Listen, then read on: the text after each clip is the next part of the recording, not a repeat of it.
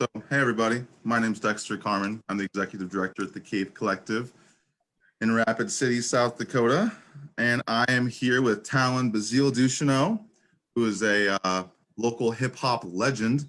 Prolific. Seems like this guy's putting out a record every 2 weeks. So right now you're in the middle, it's traveling the multiverse with Iktomi, right? Yep. Part 3, Iktomi coming out. Not really telling anybody. It'll come. It's ready though. Well, we're real excited about that. You did some interviews on NPR recently with SDPB with Lori Briers-Walsh about part, if I'm not mistaken. Yeah, they're amazing over there. Shouts out to those guys. Some of the first time I've had interviews like that where they're really asking me about my music and respecting me as an artist. So I thank them for that. That's super awesome. Yeah, they're really great for artists in the region. I don't really have much else to say for those who are just tuning in. This is the first collective conversation of January. This is going to be a weekly series of talks, kind of based in the intersections of mental health, community, and art, and how we can kind of interface those things and lean on one another to get through this time. I'm not going to say much more. We got a lot of great speakers coming up this month. Be sure to check out the Cave Collective Facebook page to see that. But without further ado, we got an awesome talk. So Bazille, it's all you, man. Okay. Hamadakyapi, Wopida Dexter, Shake, Demie, Wana, Chante Was'te na Nape Chuzapo. Hello, everybody. I greet you with a warm handshake and a good heart. My name is Talon Bazille Ducheneau, or Shoots the Enemy. I am an artist. I do spoken word. I make music, as Dexter referred to. I also run a studio called Wonahun Was'te Records/Studios, which is a free service that I offer to primarily people in the Crow Creek region, but definitely not limited to that. I've helped people in Eagle Butte and a couple in Pine Ridge area, and even Standing Rock, and of course here in Pierre where I live. But when I was approached to do this talk today, I was really excited because, you know, psychology, community, and art really is the driving force of my life and my decisions, and sometimes really hard decisions. The things that I kind of have to navigate through in my life has always revolved around those three things.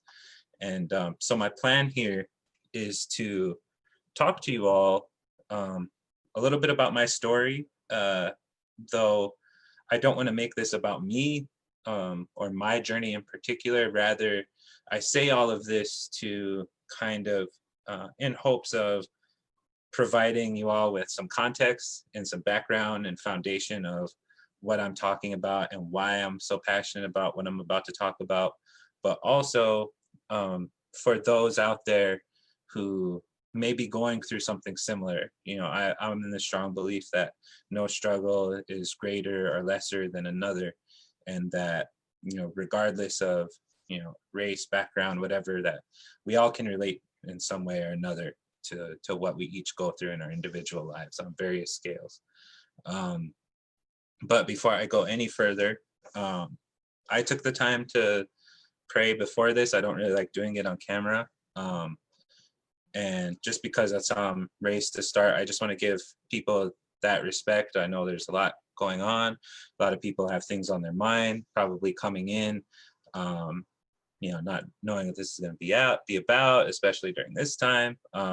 So I just want to, whether you pray or not, or maybe it's religious list meditation or something that you do, I'll take, you know, just 5-10 seconds just to be quiet, bow my head just out of respect, so that way you can all take that time to regroup as I just did.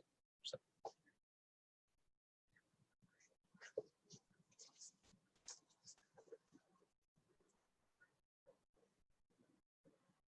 Okay, so starting off, I have to just kind of mark it, you know, this, again, I'm gonna be pretty vulnerable and open about what my story here and what I'm gonna say. I promise, you know, just a little bit of a trigger warning, but I promise it's not going to be reliant so heavy on that and the explicitness of whatever it is I have to share in that regard. Again, it's just relevant to this story and to why I think what I'm thinking right now. So, you know, growing up, I wasn't born, you know, being around the reservation all the time. It was more so a visiting thing up until about 4th grade. But every time I visited home, I feel like my artistic side was really cradled. And me and my cousin, I remember us being in 1st and 2nd grade, we would have, you know, little suitcases that my grandpa would, you know, get tired of and, you know, set to the side, and we'd get into it. And full of those suitcases were construction paper, colored pencils, all this stuff. But we also had, you know, CD cases and cassette tape cases and things of our parents that we would tear apart and then, you know, slip in our own, you know, albums in with and everything. So the idea of performing, of being an artist, of making music was kind of always in our minds.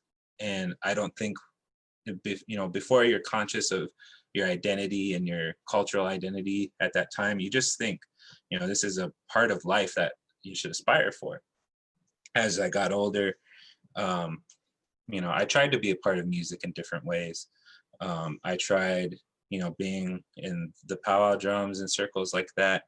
I kind of shied away from it. I'm not as social of a person, and those are social dances and songs. And I got teased a bit, you know, for my voice and things that were changing in my throat and just being afraid to go all in. The only time I really felt like I could go all in singing was at Sundance. And I'm like, well, I can't, you know, sing Sundance songs everywhere, you know, it's not appropriate. So, you know, I backed away, especially getting teased in some of the ways that I did. And I tried to find something that really spoke to me and allowed me to survive in this world. Because for me, when I was about 10 or 12, I had my first experience of, you know, for whatever reason, I don't know why, I wasn't sad, I wasn't really depressed, or maybe I was, but as a young kid, I remember driving in a car in the back seat and just, you know, my dad's going 65, 70, whatever.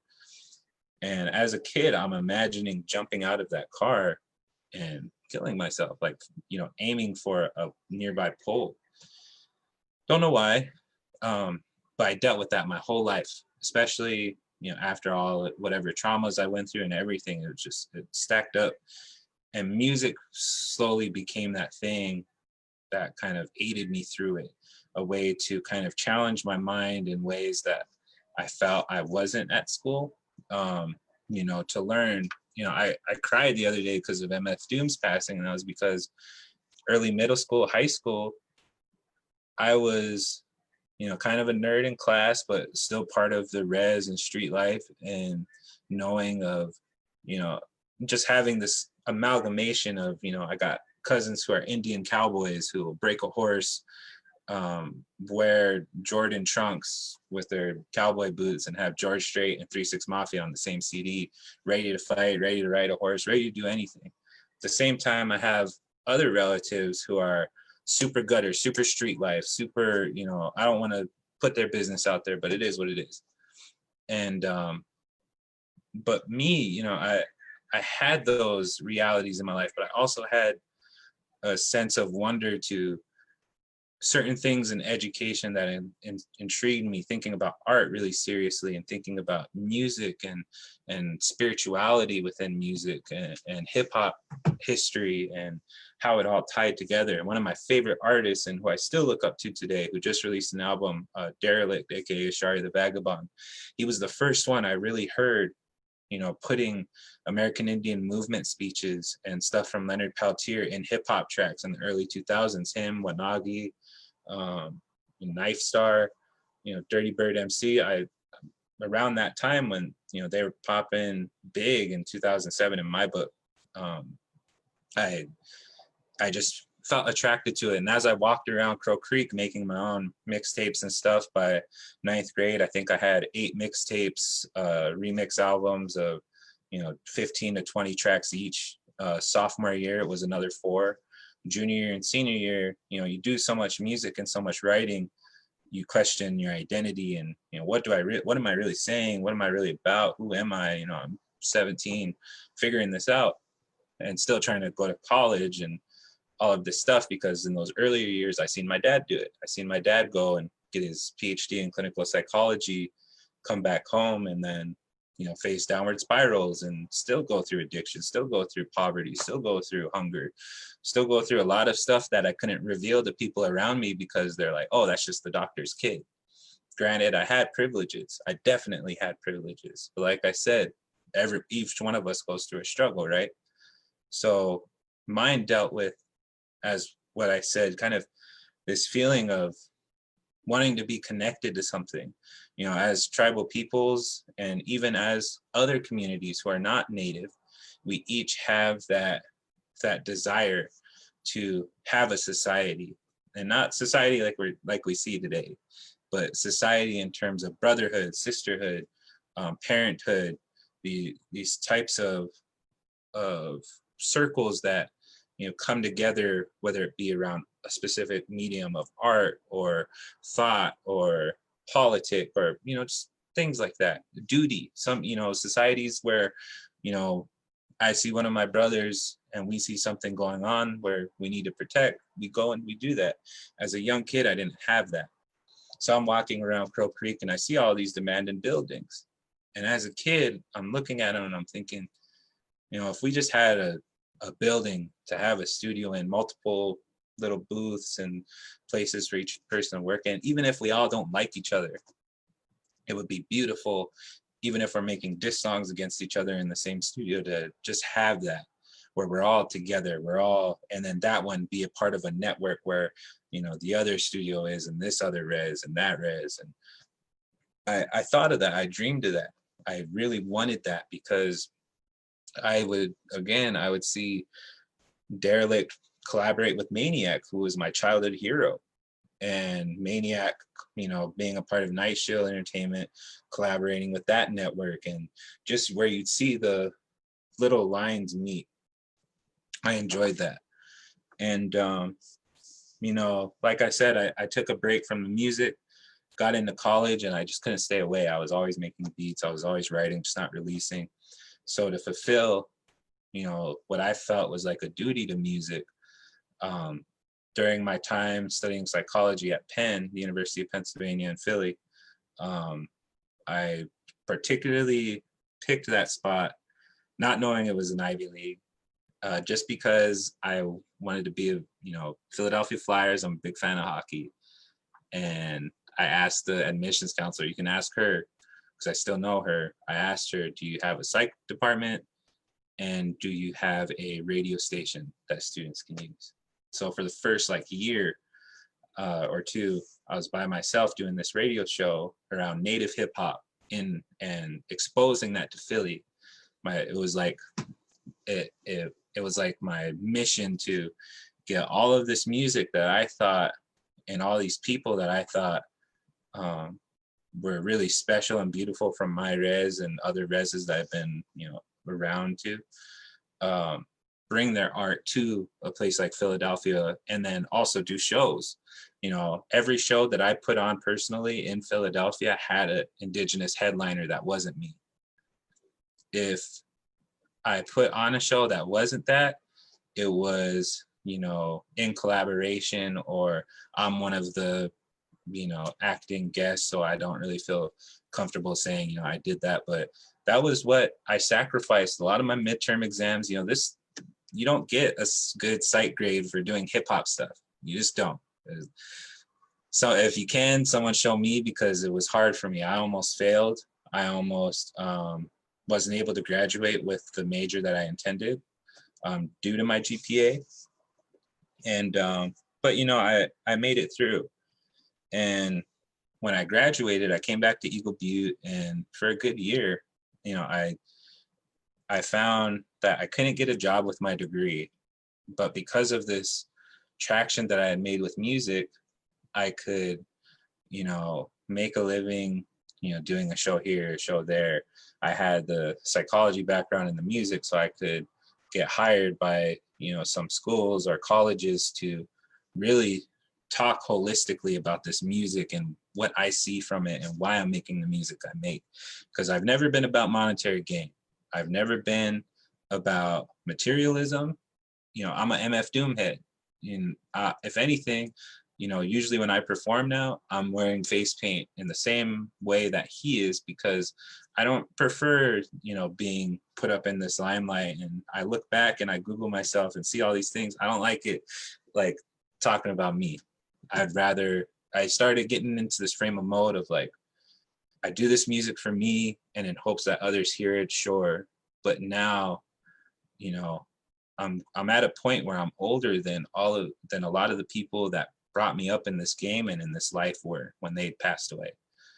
You know, I made so much music partially because of my own like addictive desire, because I couldn't help it, but also because, like, you know, you grow up seeing people that brought you into this medium pass away when they're like 20.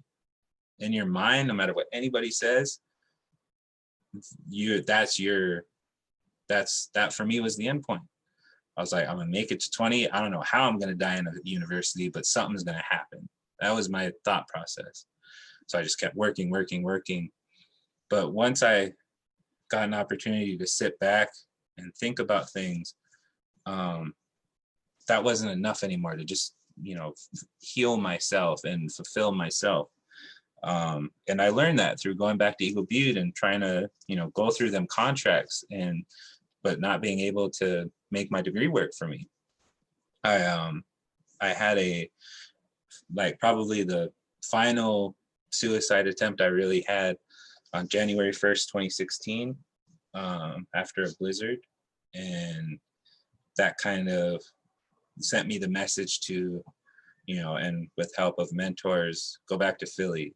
And on that plane back, I felt lower than I've ever felt before. I felt guilty. I felt a strange subgenre of survivor's guilt, knowing that I had that connection and that mentorship in Philly, while I look back and so many of my brothers and sisters who are dying and some who died after I left, that they don't have. And so just, you know, going through these motions, but knowing that I had to go back for myself to figure something out. I slept on some couches, got a job, and ended up having to stay in Philly during the whole No Dapple movement. And I can't blame anything on that. I can't blame my lease. On top of just not having the means, I don't think my mind was where it needed to be. So to cope, I made a song for every event and every action or injustice that I saw. When I saw my cousin Tashina get bit in the chest, in the start of it, I made a song with MLK talking about dogs. When I see my cousin Talon Voice on a horse with all the other Bad Nation riders where I'm from, my family, I couldn't help but just cry and make another song. That's all I could do. And then working with and contributing to the movements in Philly, you know, trying to get people there to put you in the frame of mind. Being in Philly during that time, sure, everybody here knew about it, but in Philly, CNN would play it on the screens and people just walk by it. They don't care. So we had to disrupt some things and do shows and, you know, a lot of free stuff, a lot of, you know, I started giving that community. And then once that died down, you know, then there'd be people hitting me up. Oh, this punk rock space is about to be shut down. Come through, do a show here. We're going to fundraise to keep it open. Okay, boom, I'm there. And I start doing this along with my job and getting comfortable. And then, so I just finally said, you know what? I worked like 2 months of Sundays and, you know, even just did my best not to take any time off and earned a good like 3 days to, you know, leave on a Sunday or on like a Wednesday evening or something, go back home to Crow Creek, put on a show for the 4th of July, visit my family, and then fly back home. And when I did that, it was great to see my family again. It was great to perform, do something for the community. But then I started getting approached by people, you know, oh man, I would have loved to perform, but you know, everything's still up here. I need to figure out a way to record and get these things written. And I'm like, man, if I was here, I could record them out of my car. And I'm like, man, and, you know, just thinking in my head, eventually things led me back to Eagle Butte again. I had people there to my father to stay with, which unfortunately led to me getting a federal case pretty much for sleeping on a couch. I ended up on my dad's couch. I don't know how they found out I was there. They were already trying to evict my dad anyway, so we get a court paper this, you know, stacked like this, and it's, you know, from the marshals giving it to me, and it says Teton Dushno et al., because my brother wasn't of age, versus the United States. And it was like, man, you know, I had to give up so many gigs in 2017 just because I didn't have a car. You know, the car I was driving, the steering wheel could detach if you jiggled it the wrong way. So you always had to hold it firm and tight and then take your turn slow. And, you know, it was a res car. So I couldn't do anything. And, you know, after a lot of other, you know, issues and struggles, I ended up having to go to Bad Nation. I was in Eagle Butte for a bit, and I got to work with formerly known as Genocide, now known as Frank Castle, who did a lot of production for Maniac and a lot of artists in that area. Again, someone who I looked up to as a child. Work with him in his studio and see how he does it. And then, you know, it was always about whatever artist I worked with, we would always maybe exchange something, and I would try to give whatever I had. I had an extra mic, so I gave it to him. Or, you know, these early conceptions of how we work as a community of artists and as a community of musicians, because you got to remember, this is rap and hip hop, which by and large in South Dakota, in my perspective, was full of a lot of hatred, lateral violence, and Naweezy, just jealousy. Nobody seemed to, you know, I was in positions while in Philly, of all places, to put together coalitions of Lakota artists. And it always came down to whoever I was working with would be like, oh, that person don't like me. I don't like that person. We don't get along, so it can't work. Such and such said this. And it's just like, man, you know, and it happened in my life, you know, collaborating with people in Eagle Butte and Crow Creek. You know, they know who they are. And some of them still come at me for no reason. It's a big issue that hurts me, because in jazz, they have paragraphs on paragraphs just in their album liners, shouting people out and doing other people's songs. And this is the same friendly competition, game rivalry that is supposed to exist in hip hop, not, you know, oh, you're from this tribe, fuck them, and da-da-da, you know. I didn't see it like that. I saw it as awesome when we could all get together. There were certain songs even. There's a song that Maniac, Superman, Tactile, Red Cloud, and I'm forgetting the fifth one, DJ Shadowwise, I believe, I could be wrong. They did a song called Five Res Dogs Playing Poker.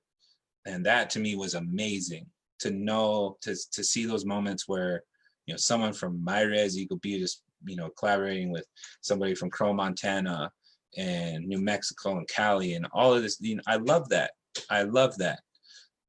And, you know, as I entered into Bad Nation, I had all this to think about, because for the most part, I earned, you know, my little futon by doing cattle work and working with animals outside.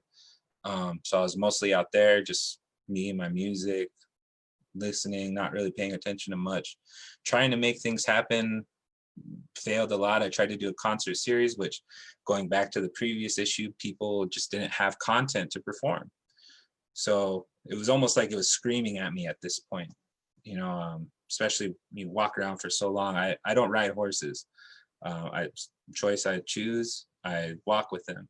And that's how I would herd the cattle, everything, just by foot.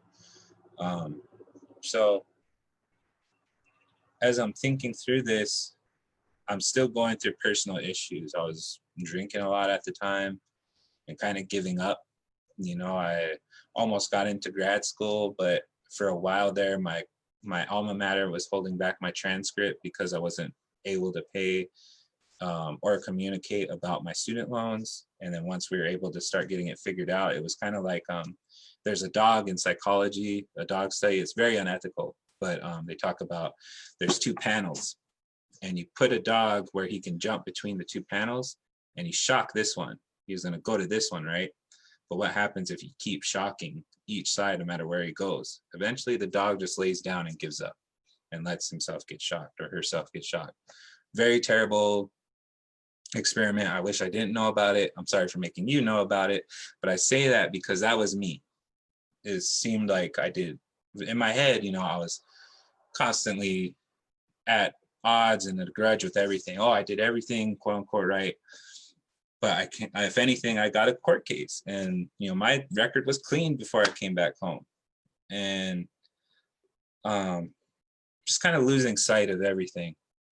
And then a man by the name of Joe Shields, who was, I think he's still there, for the Crow Creek Housing Authority, just kind of seen me in passing.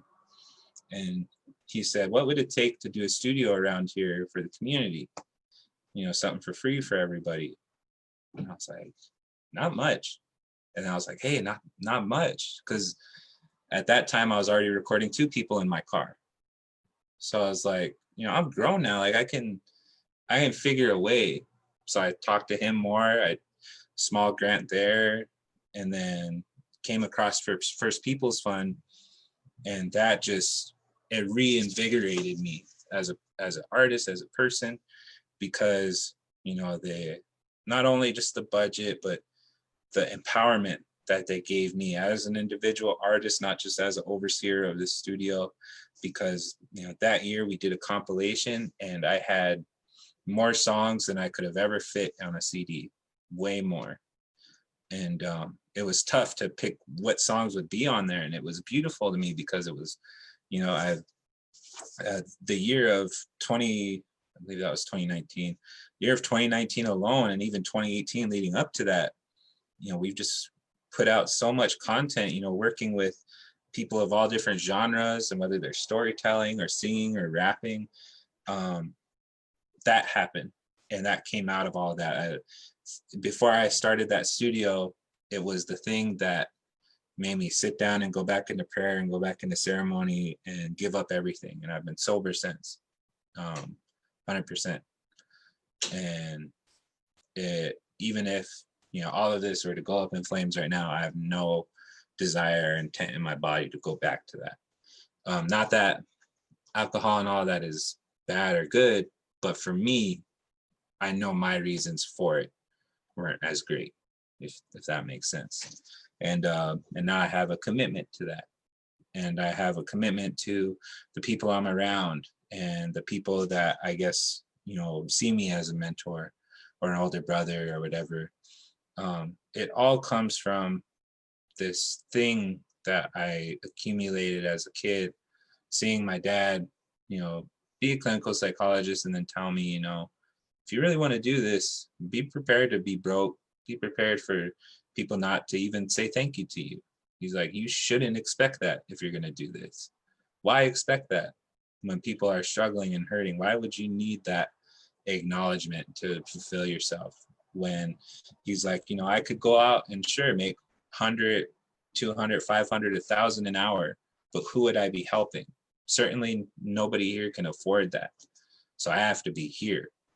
And that's how I see it. I'm in Pierre, but I like it that way because I'm accessible to 3 different tribes pretty directly. And then if I ever have to, I can go to Rapid or wherever. Hopefully planning on solidifying more physical spaces. Right now, because of COVID, I can't record anybody directly too much. But that's kind of been the journey so far. You know, with Bobby J, a rapper out of Crow Creek, I've done music videos for him, an album, 3 mixtapes for another artist, Da Vinci. He's had a couple singles released through us, a lot of upcoming, collaborations and projects.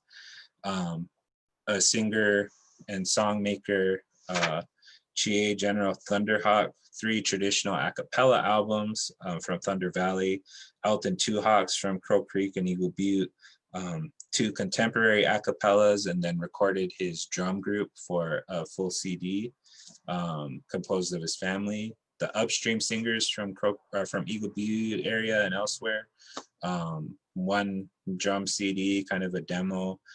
Crow Feather, kind of a classic bluegrass type of artist, 1 EP with him. Wambly Chea, 2 engineered albums, a bunch of other singles, remixes, original songs. And then, especially since COVID, trying to utilize my sources instead of paying for my gas or paying for whatever to get over there, since we can't meet in person, saving that up and getting them things like mics and starting them out on their own home studios, but still keeping them connected within the framework, finding ways to get people like Bobby J and Devin and Jernell Grey Owl to collaborate and perform and be in the same musical room that I'm in with, Just James and the whole Collective Influence Productions that we have going out in Spokane. It's all kind of taking me back to grad school ideas and, what I really wanted to do with, my psychology and my music and work in the community. And that's what leads me to my point in all of this and sharing all of this, which is I feel that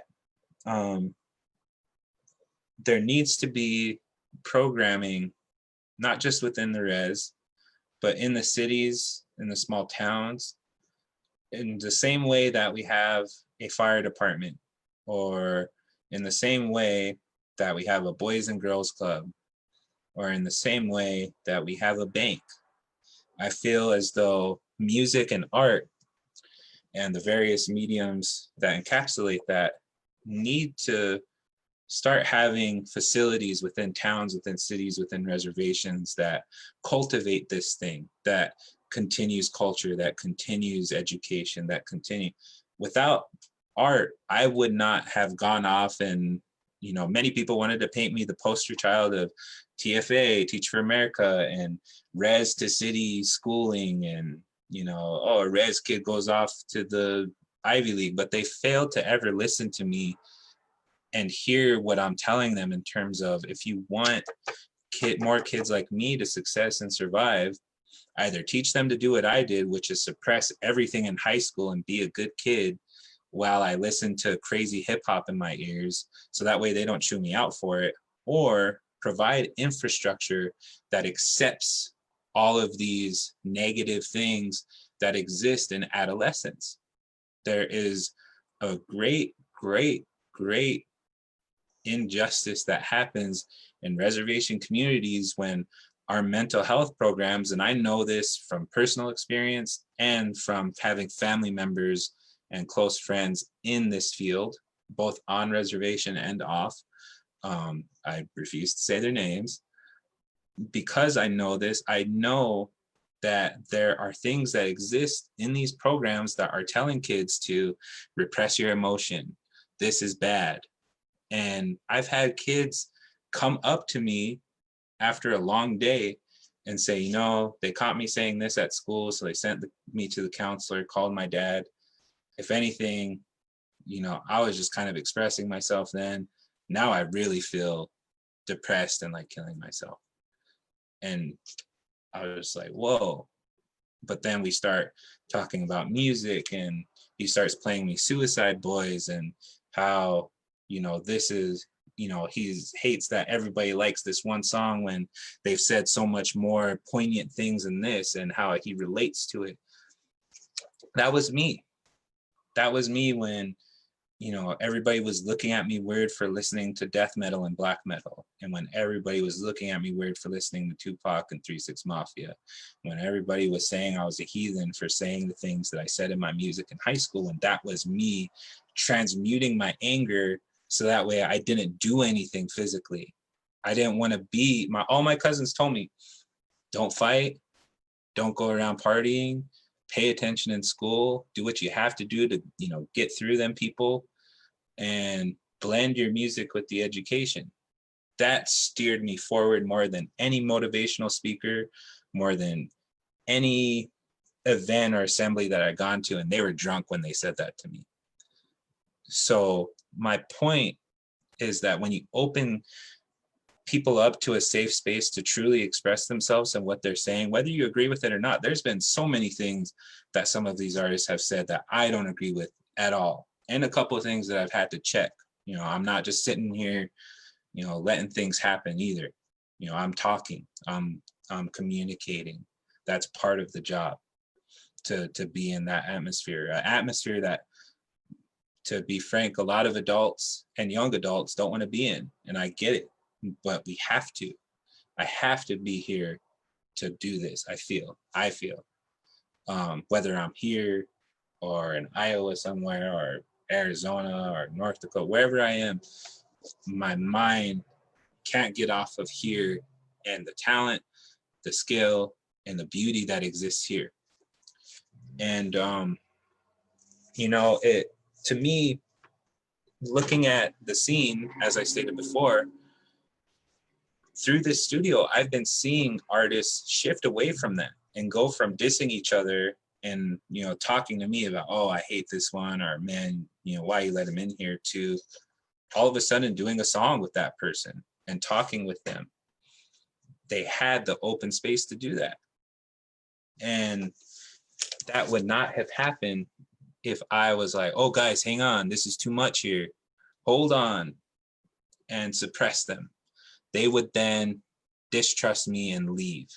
That's how so many programs that I've seen my friends go to and myself have gone to, it's how so many programs lose kids, and that's how so many programs end up becoming very selective, and you start seeing the same types of backgrounds and the less complicatedness of some of the youth and adults that are part of these things. Because let's also take this into another account.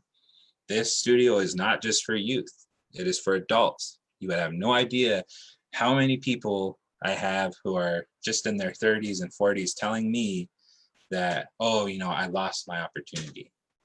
I still have stuff written, but I'm a parent now, I couldn't do that, or I do this now, I couldn't do that. And it's sad to me, because I'm like, I want to shake them and be like, no, it's not too late, just do it.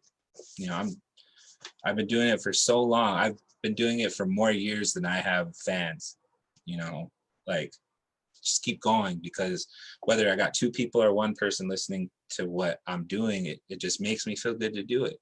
And I feel like there's a lot of people repressing their own healing based off of what our societies are saying, based off of what this colonial-based, shame-driven society is pushing. But not to go too far on that tangent, I just feel that through this music and through what I do and through what I hope that other communities invest in, you know, invest in a studio. Don't go out and find some other artist from some other state. Find the one that's in your community who doesn't have a degree, who doesn't have all this experience, or who maybe has just been making music forever and knows how to work the material, and put them in that position to roll. They're one of the things that I want to do this year, just to kind of, you know, aid myself further in therapy that isn't so much, you know, because I do Wonahun Was'te and my own music so much that I need a break from it sometimes. You know, in this notebook here that I'm going off of, I have different projects and things that as a young kid I would have never wrote down because I'd be too ashamed. You know, things like, you know, trying to make my own video game written in here. I have things like thinking about plays and different ways to present my art, different stories I can write. To me, doing that is like this defense barrier to the colonial weapons of genocide and shame and making us feel like we don't have any contribution, when in reality, Indigenous people have been part of every step of the way for any American made music, period, throughout history. Watch Rumble, watch whatever you got to watch, do whatever history you got to do, and find people like Peter Lafarge and Buddy Redbow and the ones who were part of the blues and the jazz, who influenced even Billie Holiday, and many names who, you know, I can list them all off to you, but so many of us are going to go, well, who's that? I got to Google that. And it's a shame, because we have this troubling duality that exists in Indigenous music and art in general, which is the contemporary versus traditional argument. Is this a contemporary music, or is this a traditional music? Is this rap song more traditional and thus native, or is it more contemporary and trying not to be what it is? I did that in quotation marks, so I don't believe in it. I believe that all of this, past, present, and future, is connected. That, you know, considering that we have been a part of every musical movement in American history, it is not then untraditional or unceremonious for people like me to be involved in hip hop, to be involved in pop, to be involved in R&B, to be involved in jazz. We are a part of it. It is not native jazz. It is not native hip hop, native whatever. It is just what it is. And I hope that through this story that I've presented here, that I can kind of spread that urgency, that need for, you know, think about your community and think about the kids that you see being thrown in JDC. Think about when you drive by and you see someone being arrested, and really pay attention to them and how that story could be a movie, how that story could be a song or an album. You know, doing Wonahun Was'te, I can honestly say 50% of the music made is about a dead person, and that another 25% is made about struggle and poverty, and that maybe 5, 10, 20% is about, you know, rising up and becoming something. And that's all part of the same thing.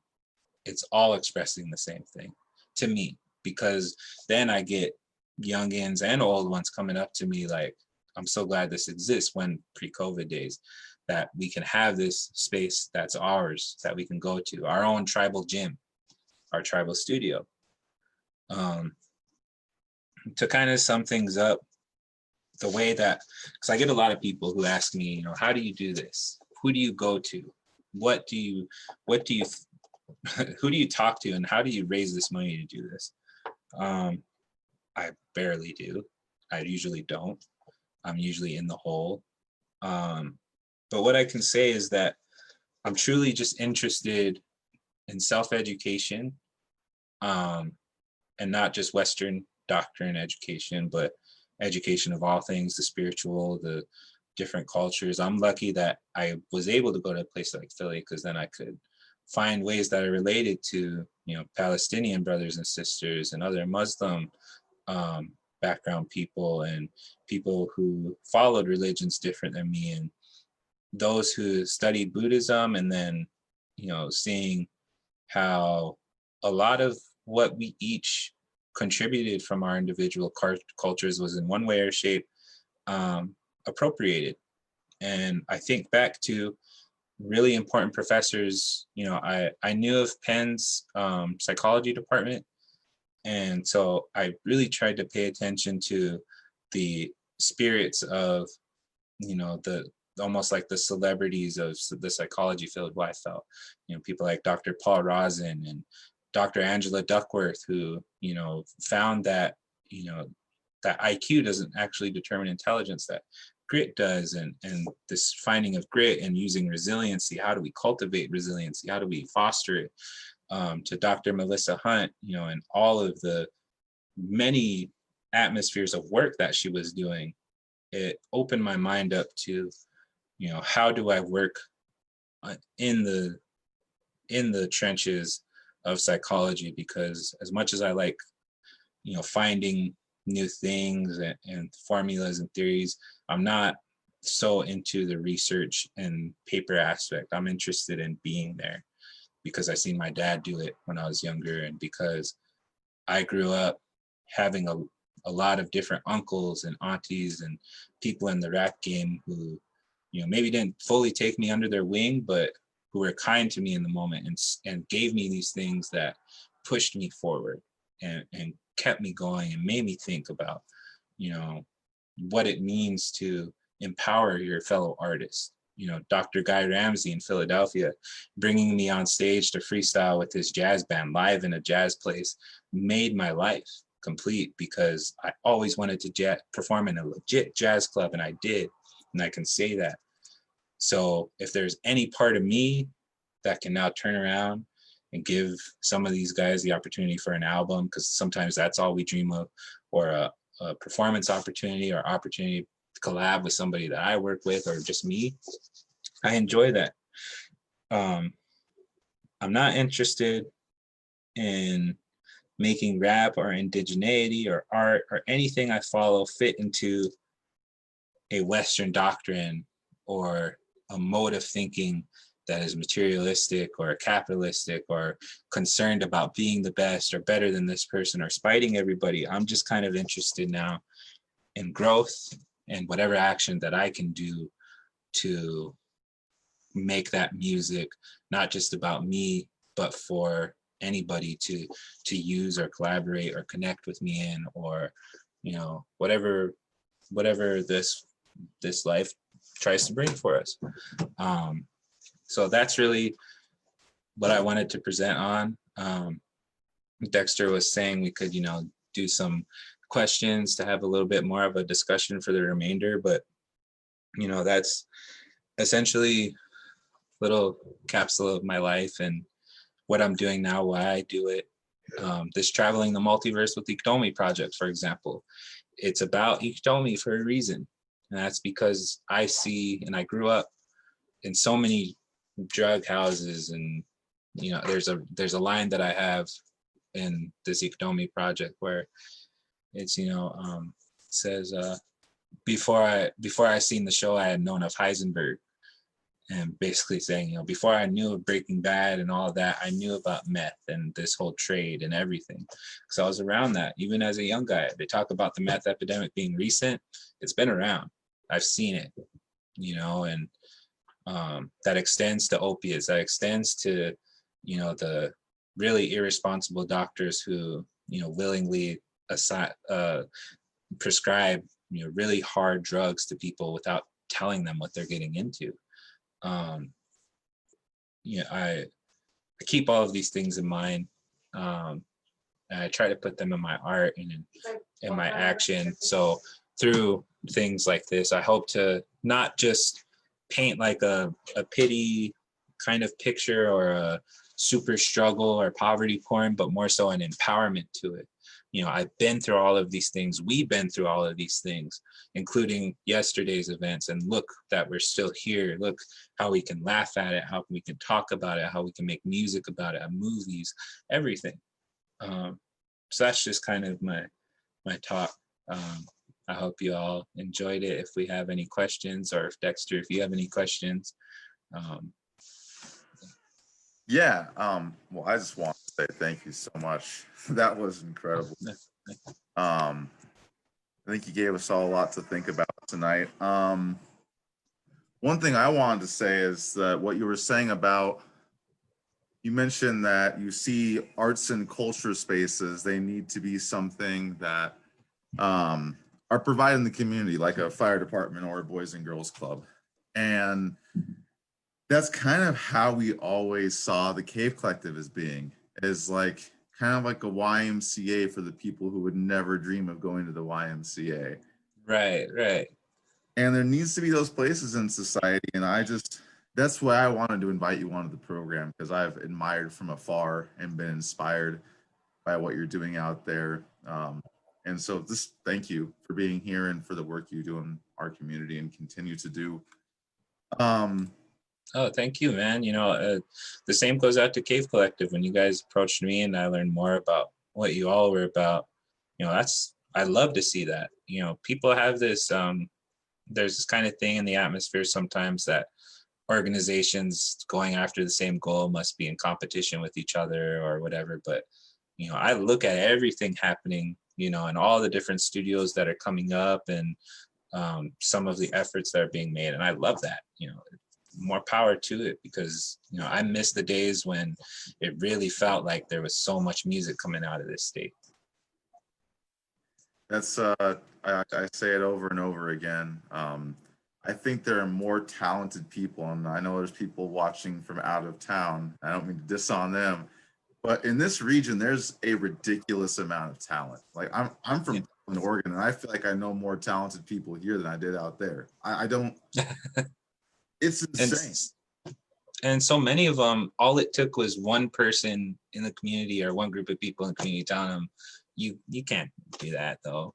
And they're like, yeah, you know, you're right. I'm gonna keep this legendary skill that I have and just throw it away over here for a little bit. That's why, like, I'm looking forward to working with you and Cave Collective, and possibly bringing Wonahun Was'te, you know, over there to you guys in some capacity over time. And, you know, there was you know his name, but shout outs to him. You know, I seen him first in Alanaya 2017, just freestyling to everybody who walked by. Oh yeah, straight ice. And I was I was like low key, like man, I need to be doing that, and then walked away, you know.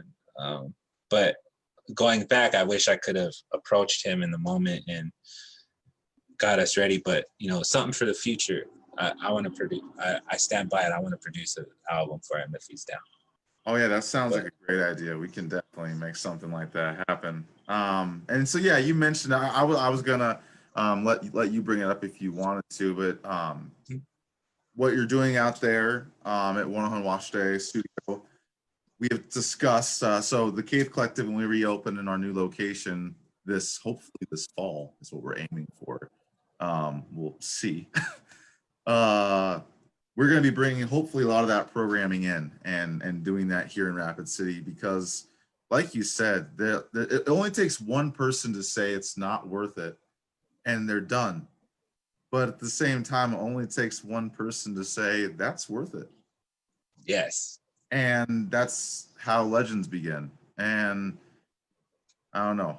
I think our job as culture bearers to support that in our communities and absolutely. And like, even in terms of okay, as you go over to Facebook, I'll just even say, like, even just when you look at hip hop in general, I think the culture in some ways lost some of that. In some ways, you know, you see some people doing this, but not as much as it used to be. It used to be about, you know, an artist makes it big on some label and then creates their own sub-independent label to empower their homies and their family and people from their area.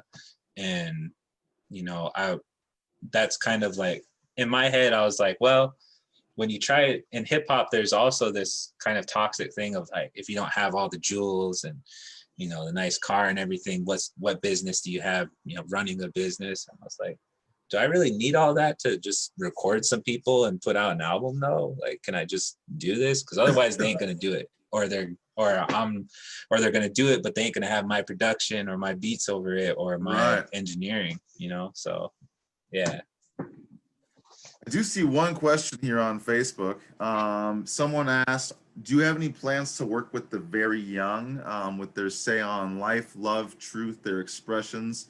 At a young age, their intellect can be astounding. Have you thought about doing any work with really young people? Oh, definitely. The third session, I think, when I started the studio in like November 2018, third session there, I'll never forget them. These like, I want to say 2 or 3 really young boys from Crow Creek, young Dakota boys, and they came in.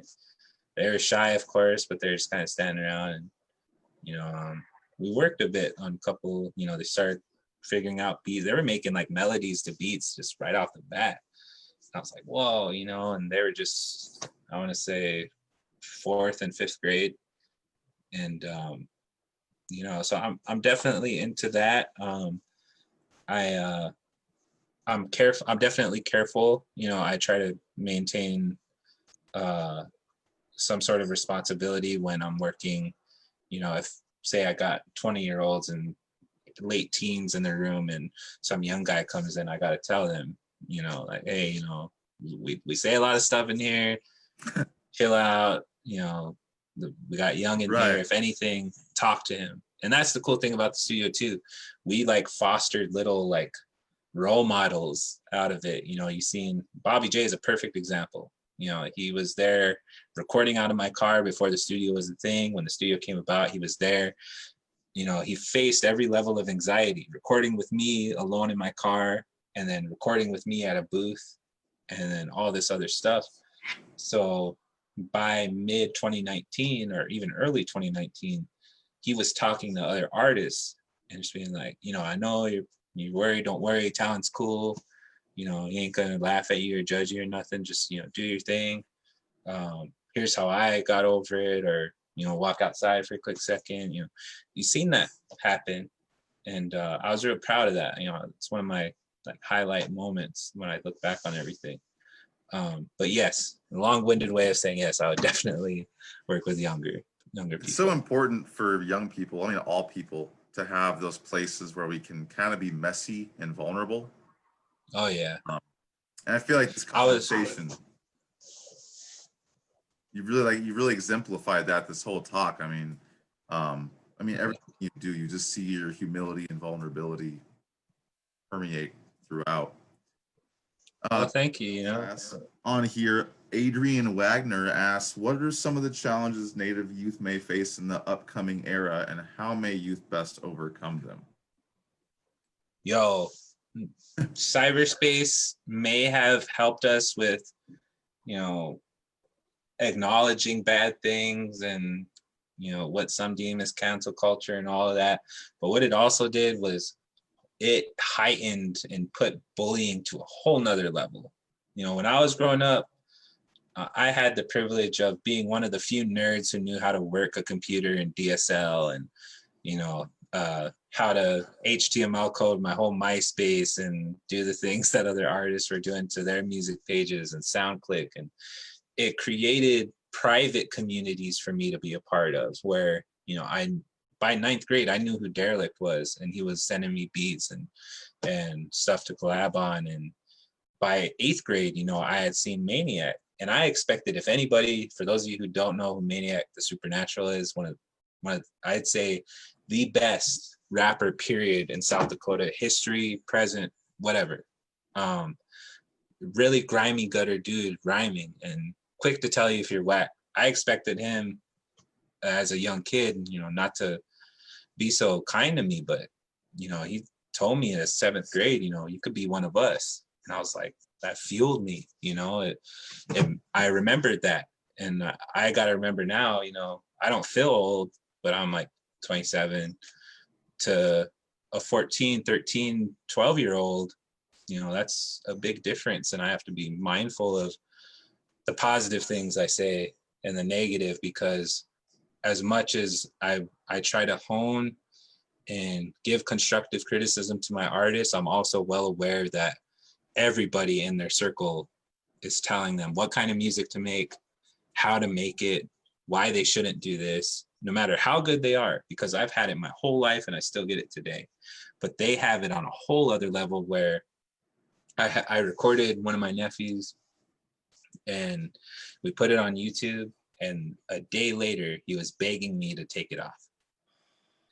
And people in school had heard it. It blew up that way. And, you know, even the way that they were supporting him, I guess it just didn't feel like it was respect.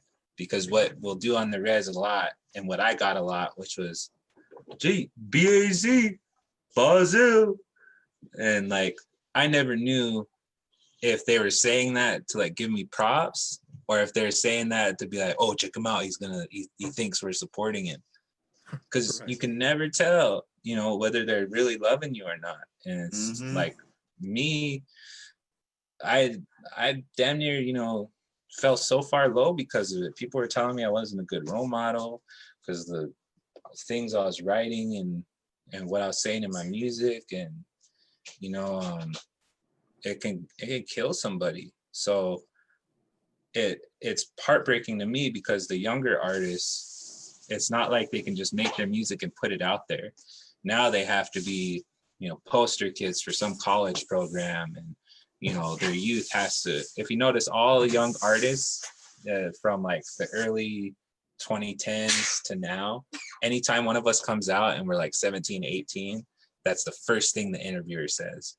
And he's 18 and he's rapping, and it's like, it's cool, give them their props, but that creates a level of pressure where it's like, you know, when I was rapping, I was 13, rapping with my uncles who were like late 20s. And that was my first group I was ever a part of. They never once said my age. They never once asked me for my age. They just put me at the same skill level. And anytime I wrote something, it was never, oh, he's 13, you know, he'll figure out how to write. It was, no, I'm circling this. You said like 57 times. You did this, you did that. Fix your craft, fix your work. And at first it's like, oh man, you get embarrassed. But then when it's in that safe space and with people you love, you understand that, you know, they're doing it because they want you to get better and they know that you can write. Because of my uncles, I always felt like I could rap, and I stuck to that, you know. Whereas some people are like, they hear stuff like, oh, you should make one that's more like for the ladies and like this, or you should make a song that's a little harder and talks about, you know, drugs and this and that. And it's like, I do, but, you know, like going back to MF Doom, I don't want to say it too direct. Maybe I want to speak in code, so that way these cops don't start listening to me. Maybe I want to like be a little mature about trying not to get arrested or not, you know. So maybe my form of expression is like different, even though I live that life, even though I know how to pack it, how to take it, whatever.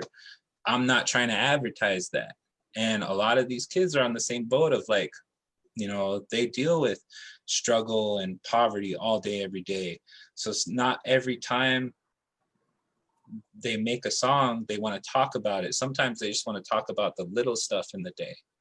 And that should be celebrated just as much as all of like, you know, because you see so many kids get famous off of a song that was about them struggling. And that's beautiful, that's dope.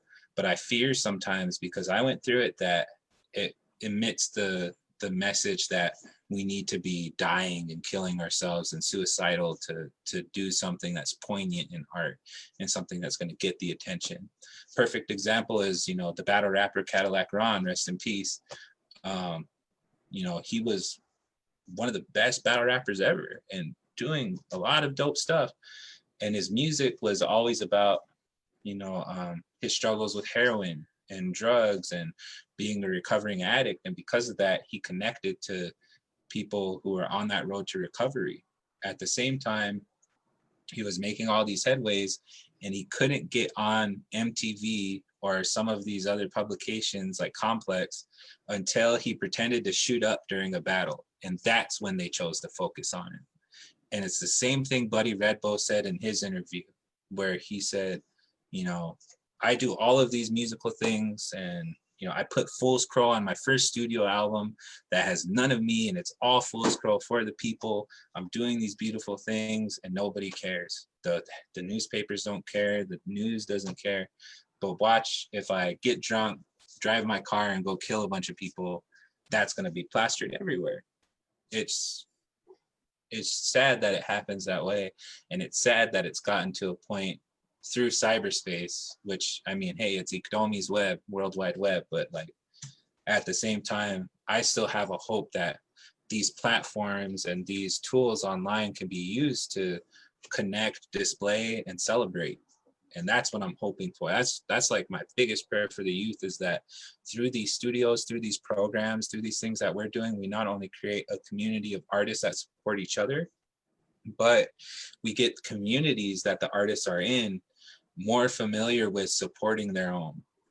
Because right now, you know, my family and stuff will tell me stuff like, well, just think of it this way, you know, like, does Vin Diesel really get so much love where he's from, or is it everybody else? And is it the people that know him, you know, just kind of see him as another dude? And I'm like, yeah, but at the same time, we're seeing artists as crazy people right now.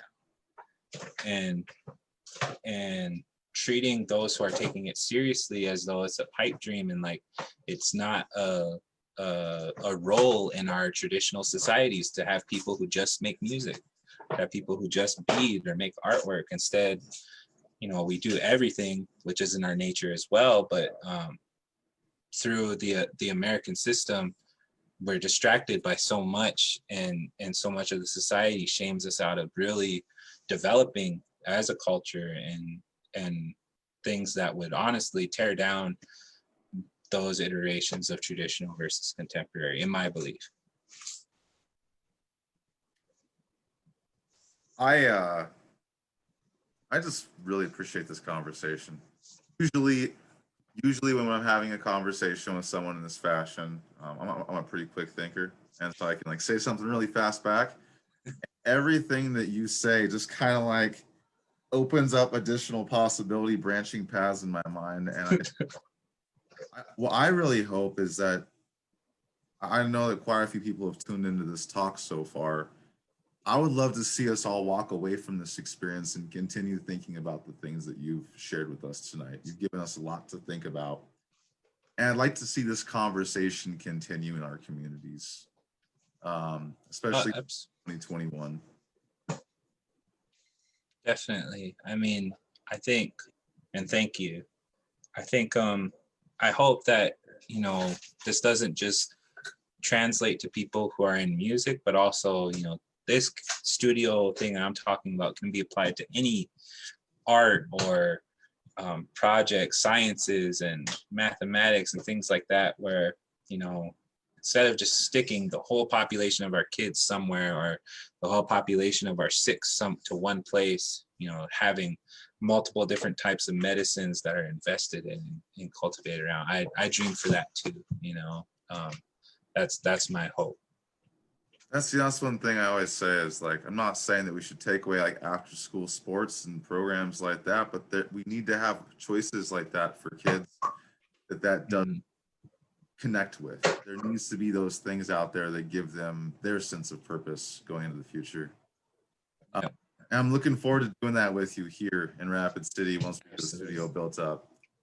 Yes. I could talk about this forever. I have to go pick up my wife from work. She's coming off a nursing. So I want to thank you again, Bazille. Thank you so much for being on the program with us. Well, Peter, thank you too, Dex, and thank you for involving me in it and for involving me in the conversation of Cave Collective. It's an honor, and, you know, I support what you guys are about and what you're doing. So, you know, and shout out to all the other speakers coming up too. You know, respect for what you do and what you're going to bring and what you're going to talk about. Really awesome to see something like this going on. Thanks. Well, thank you for being a part of it with us. Next week, we're going to have Dr. Stephen Manlove from Manlove Brain and Body Health. He's been practicing psychiatry here in Rapid for 30 years, and he's going to be giving a talk on using art to heal pandemic stress. So thank you again, Bazille. Thank you all who tuned in tonight. Like and follow the Cave Collective on Facebook. Like and follow Bazille on Facebook. He's got a third album coming out, traveling the Multiverse with Iktomi, and we'll have something to announce here pretty soon as far as a collaboration with that goes. So thanks again, everybody. Have a great night.